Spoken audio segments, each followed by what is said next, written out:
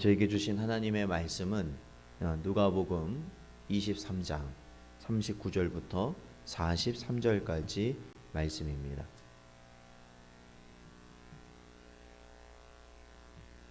신약성경 누가복음 23장 39절부터 43절까지 말씀입니다.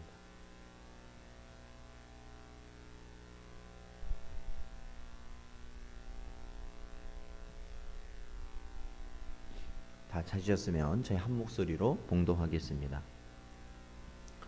다른 행악자 중 하나는 비방하여 이르되 네가 그리스도가 아니냐 너와 우리를 구원하라 하되, 하나는 그 사람을 꾸짖어 이르되 네가 동일한 정죄를 받고서도 하나님을 두려워하지 아니하느냐. 우리는 우리가 행한 일에 상당한 보응을 받는 것이니 이에 당연하거니와 이 사람이 행한 것은 옳지 않은 것이 없느니라 하고, 이르되 예수여 당신의 나라에 임하실 때에 나를 기억하소서 하니, 예수께서 이르시되 내가 진실로 내게 이르노니 오늘 네가 나와 함께 낙원에 있으리라 하시니라. 아멘. 기도하겠습니다. 하나님 아버지 감사합니다. 오늘도 이 시간에 저희를 부르시고 인도하시고 아버지 하나님 주의 나라를 소망할 수 있도록 오늘도 예수 그리스도의 은혜를 저희들에게 끼치시니 감사합니다. 오늘도 주의 말씀을 아버지 하나님 우리 마음에 새기게 하시고 이 마지막 때에 오직 그 뜻대로 살아갈 수 있는 은혜를 허락하여 주시옵소서. 간절히 바라오며 예수님의 이름으로 기도하옵나이다. 아멘. 사랑하는 성도 여러분, 오늘도 주시는 주님 은혜, 주의 말씀에 따라 날마다 하나님의 복된 길, 우리에게 허락하신 성도의 복된 길로 살아가시는 여러분 되시기를 주의 이름으로 축원드립니다. 오늘 본문에서 예수님께서는 결국 십자가에 달리시고, 또한 예수님 홀로 달리신 것이 아니라 좌우편에 강도가 한 사람씩 두 죄수와 함께 달리셨습니다. 특히 오늘 본문은 그 죄수들과의 대화가 기록되어 있습니다. 두 죄수, 그들은 강도로서 잡혀서 십자가형을 받는 자들입니다. 이 십자가형이란 당시 형벌 중에서도 가장 극악무도한 자들에게 내려지는 사형법입니다. 그래서 이 로마 시민에게는, 당시에 이제 로마가 지배하던 그러한 때에 이 로마 시민에게는 아무리 그가 사형을 당할 죄를 졌더라도 십자가형을 주지는 않는다라는 그러한 법이 있을 정도로 이 십자가형이란 굉장히 고통스럽고 참혹한 형벌로 알려져 있는 것이죠. 그런데 이 두 죄수가 이 십자가형을 받을 때는 그들이 얼마나 악한 일을 많이 벌였는가, 그리고 잔인하고 또한 그 수법이 매우 사람들이 생각하기에도 굉장히 끔찍한 일들을 저질렀기 때문에 사실 이 십자가형을 받은 자들이었습니다. 그런데 그중 한 죄수가 예수님을 향하여 본인과 자신들을 구원해 보라며 그 십자가에 달린 와중에서 주님을 조롱하며 말합니다.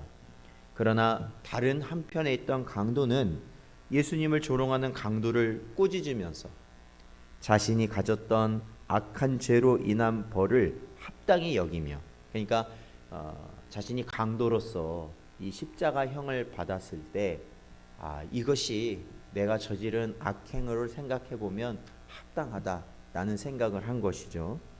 그리고 오히려 하나님을 두려워하는 마음을 가지고 바로 예수님께 간청하며 나아가는 모습이 오늘 본문에 그려져 있습니다. 특히 이 다른 죄인, 그러니까 예수님을 조롱하는 강도를 꾸짖는 이 죄인이, 이 강도가 말하는 부분을 보면 이렇습니다. 40절에 보니까 네가 동일한 정죄를 받고서도 하나님을 두려워하지 아니하느냐. 그렇죠. 이 강도, 다른 한편 강도를 꾸짖는 이 강도는 하나님을 두려워하는 마음을 지금 갖고 있습니다. 41절에 보면 우리는 우리가 행한 일에 상당한 보응을 받는 것이니, 그러니까 자신이 십자가형을 받는 것이 억울한 것이 아니다. 자신은 죄인 중에 죄인이고 이 십자가형을 받는 것도 자신은 마땅한 그러한 죄인이다. 계속해서 보면 이에 당연하거니와 이 사람이 행한 것은 옳지 않은 것이 없느니라 라고 고백을 합니다. 이 사람은 누굽니까? 바로 예수시죠. 예수 그리스도께서 행하신 모든 사역은 옳지 않은 것이 없다. 그러니까 다 맞는 것이다. 그분이 전하신 그 복음도 다 맞는 것이다. 나는 그것을 들었고 나는 그것을 인정한다라는 것입니다. 그렇기 때문에 오늘 42절 본문 말씀 보면 강도는 이렇게 예수님께 부탁합니다. 간청하죠. 예수여, 당신의 나라에 임하실 때에 나를 기억하소서. 강도는 그냥 오늘 처음 예수님을 본 게 아닙니다.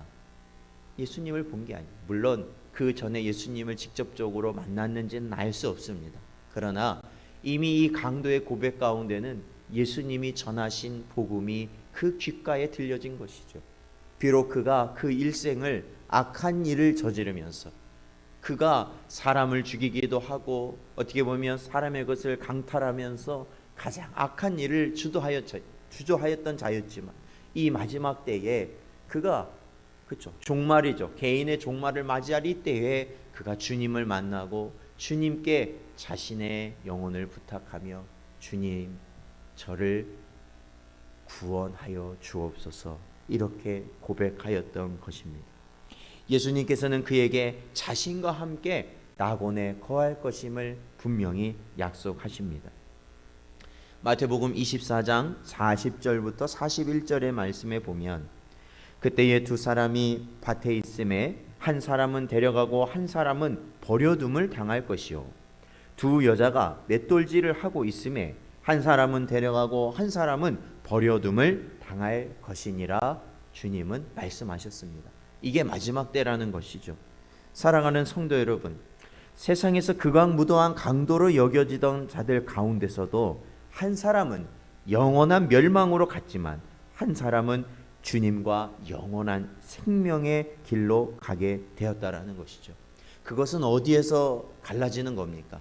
그것은 오직 예수 그리스도가 영생의 주인이심을, 바로 예수 그리스도가 구원의 길임을 믿는 자에게 그 영원한 나라는 허락된다라는 거예요. 여러분, 이 땅에서 선하고 악한 자로 구분되어지는 것, 이 땅에서 좋은 일을 많이 하고 어떤 사람은 악행을 많이 했다고 해서 여러분 그것이 천국에 하나님의 영원한 나라에 가는 어떠한 비결이 되는 걸까요? 구분이 되는 걸까요? 그건 아니라고 봅니다. 사랑하는 성도 여러분, 오늘날과 같이 오히려 이렇게 뭔가요? 세상에 보여지는 이미지가 모든 것을 판단하는 이 때에 여러분 우리가 미혹되지 않아야 될 것은 무엇입니까? 그것은 성도는 믿음으로 사는 자들이라는 겁니다. 성도는 하나님이 주신 믿음으로 말미암아 구분되어지는 자들이고 성도에게 주신 그 믿음으로 말미암아 우리는 영원한 그 나라를 갈 수 있다라는 것이죠. 사랑하는 성도 여러분, 오늘도 저와 여러분은 이 땅에서 살아가야 됩니다. 이 땅에서 살아갈 때 우리는 어떻게 살아가야 됩니까? 남들이 보기 원하는 모습을 우리가 보여주는 것으로 그 사람들과 평화를 누리고 그 사람들 가운데 인정을 받는 모습이 아니라 오로지 하나님의 백성, 하나님이 주신 믿음을 가지고 그 바른 믿음의 양심 가운데 저와 여러분 한 걸음 한 걸음 나아갈 때 우리가 이 땅에서도 하나님의 나라를 맛볼 수 있는 것이고 영원한 하나님의 나라를 소망하며 나아가게 될 줄로 믿습니다. 오늘도 주신 말씀 마음에 새기시고 언제나 은혜의 길 가시는 여러분 되시기를 주님의 이름으로 축원드립니다.